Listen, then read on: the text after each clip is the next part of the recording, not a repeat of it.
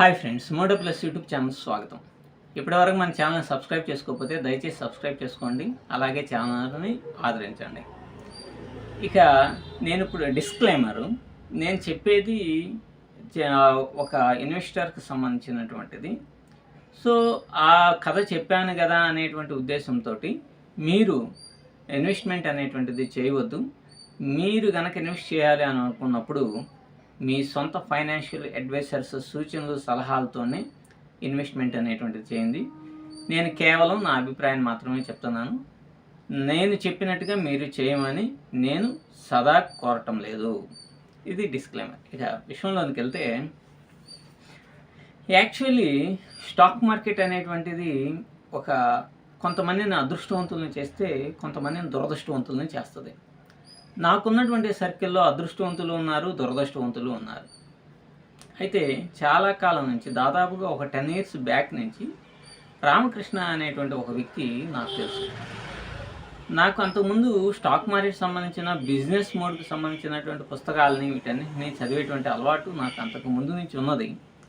కానీ కాలక్రమేణా ఇతను పరిచయం కావడం వల్ల ఇతను స్టాక్ మార్కెట్లో ఇన్వెస్ట్ చేస్తూ ఉంటాడు అన్నమాట. అయితే ఈయన ఫాలో అయ్యేటువంటి ఇన్వెస్ట్మెంట్ మెథడ్స్ చాలా అద్భుతంగా, మహాద్భుతంగా ఉండేవి. మీకు ఆశ్చర్యం కలిగించేటువంటి విషయం ఏంటంటే, ఇతను పూర్తిగా ఫార్మర్గా ఇచ్చేస్తూ ఉంటాడు, రైతుగా పనిచేస్తూ ఉంటాడు. అయితే కొద్దిగా ఎక్కువగా ల్యాండ్ ఉండటం, దాని మీద వచ్చేటువంటి లాభాలను కానీ వీటన్నిటిని కానీ అతను చదువుకొని ఉన్నాడు అనేటువంటిది ఒకసారి గమనించండి. ఆయన MBA చేసి సరైనటువంటి జాబ్ సాటిస్ఫాక్షన్ లేక సహజంగానే రైతుగా మారిపోయారనమాట.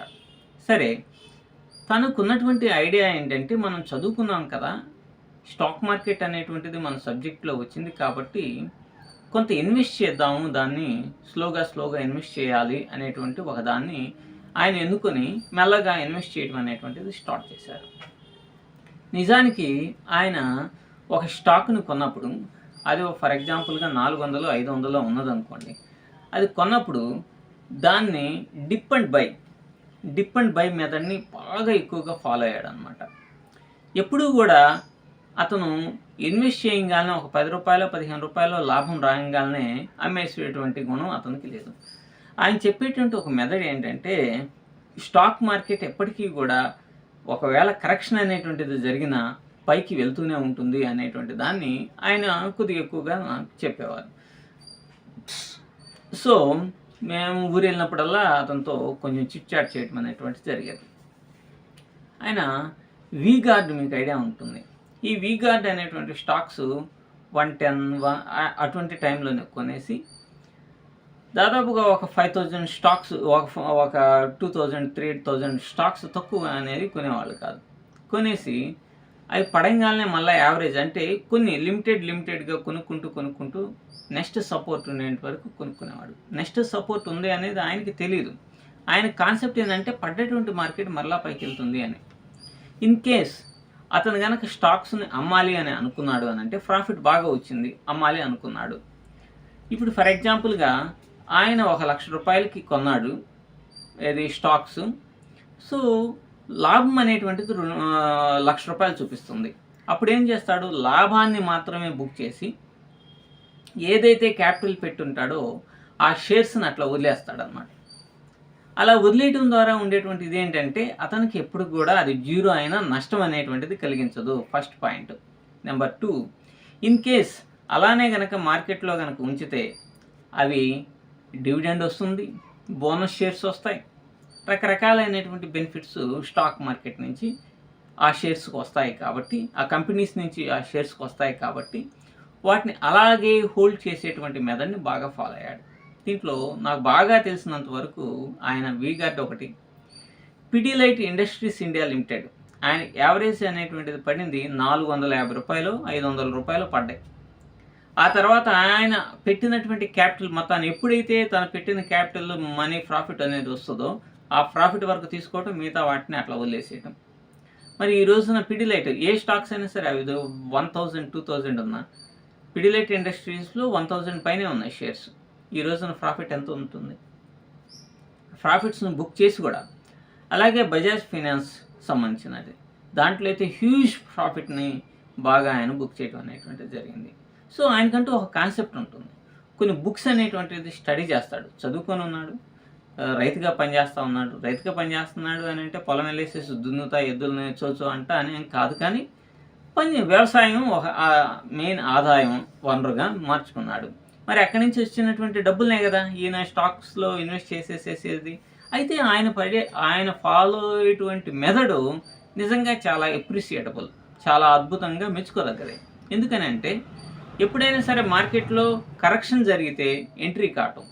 ఇప్పుడు ఫర్ ఎగ్జాంపుల్గా వీగార్డ్ అనే చెప్పాలి, లేకపోతే పిడిలైట్ ఇండస్ట్రీస్ ఇండియా లిమిటెడ్ అనే వాటిని ఏం చేశారు, వచ్చిన లాభం వచ్చినటువంటి షేర్స్ మొత్తాన్ని వదిలేశాడు.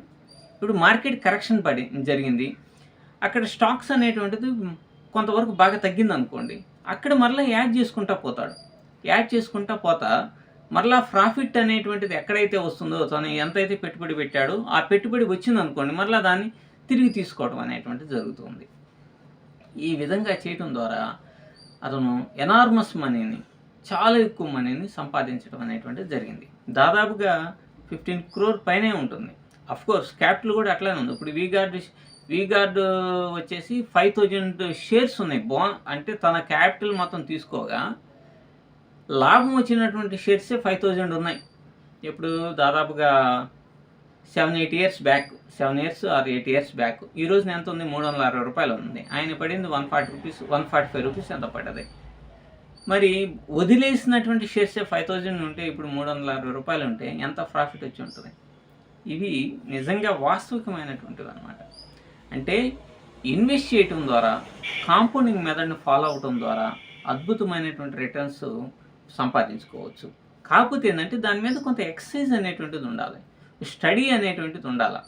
స్టడీ అనేటువంటిది లేకుండా ఎలా పడితే అలా గనక ఇన్వెస్ట్మెంట్ గనక చేస్తే ఖచ్చితంగా స్మాష్ అయ్యేటువంటి అవకాశం ఉంటుంది.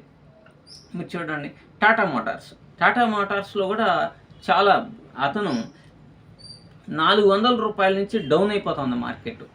కానీ టాటా కంపెనీస్ సంబంధించినటువంటి ప్లస్ పాయింట్ ఏంటంటే, అది ఏదైనా సరే ఒక స్టాక్ అనేటువంటిది, ఒక మార్కెట్ అనేటువంటిది డౌన్ అవుతుంటే వాళ్ళకి చాలా నంబర్ ఆఫ్ కంపెనీస్ ఉన్నాయి కాబట్టి టాటా సంస్థకు సంబంధించినవి, అది ఏదో ఒక రకంగా దాన్ని లేపకపోతారా అనేటువంటిది ఒక కాన్సెప్ట్ అనేటువంటిది ఆయన యొక్క కాన్సెప్ట్ అనమాట. అది వాస్తవమే. సో ఇండియా హోటల్స్ చూడండి ఎంత పెరిగిపోయి ఉన్నాయో.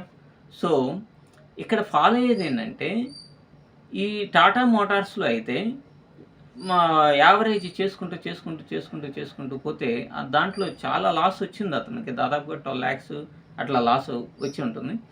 సో ఆయనకి పడ్డటువంటి యావరేజ్ 200 రూపీస్. ఆ 200 ఇప్పుడు ఎంత అయింది, దాదాపుగా 5 రెట్లు పెరిగింది. కాబట్టి ఈ విధంగా ఎలాగైతే వ్యవసాయం చేస్తారో అలాగే ఈ కల్టివేషన్ అనేటువంటిది స్టాక్ మార్కెట్లో చేయవచ్చు అనేటువంటి మెథడ్ని తూచా తప్పకుండా ఆయన ఫాలో అయ్యాడు. ఎప్పుడైనా అవకాశం కనుక ఉంటే, నాకు కనుక ఈ ఎక్విప్మెంట్ అంటే ఈ ఇంటర్వ్యూ చేసేటువంటి ఎక్విప్మెంట్ ఇవన్నీ కావాలంటే lakhs కావాలి. ఇవన్నీ కనుక ఉంటే ఖచ్చితంగా అతను ఇంటర్వ్యూ చేసి మీకు చూపిస్తాను అన్నమాట. Thank you.